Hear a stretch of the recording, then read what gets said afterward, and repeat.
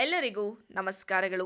ನಮ್ಮ ಭಾರತ ಸರ್ಕಾರವು ನವದೆಹಲಿಯ ರಾಷ್ಟ್ರಪತಿ ಭವನದಲ್ಲಿ ನಮ್ಮ ಕರ್ನಾಟಕದ ಹಿರಿಯ ಮಹಿಳೆ ಅಂದರೆ ಕೊಪ್ಪಳ ಜಿಲ್ಲೆಯ ಬೊಂಬೆ ತಯಾರಕಿ ಅಜ್ಜಿಯವರಾದಂತಹ ಅಂತಾರಾಷ್ಟ್ರೀಯ ತೊಗಲುಗೊಂಬೆ ಕಲಾವಿದೆ ಶ್ರೀಮತಿ ಭೀಮವ್ವ ಶಿಲ್ಲೆ ಕ್ಯಾತರ ಇವರಿಗೆ ನಮ್ಮ ರಾಷ್ಟ್ರಪತಿಗಳಾದಂತಹ ಶ್ರೀಮತಿ ದ್ರೌಪದಿ ಮುರ್ಮುರವರು ಪದ್ಮಶ್ರೀ ಪ್ರಶಸ್ತಿಯನ್ನ ನೀಡಿ ಗೌರವಿಸಿದ್ದಾರೆ.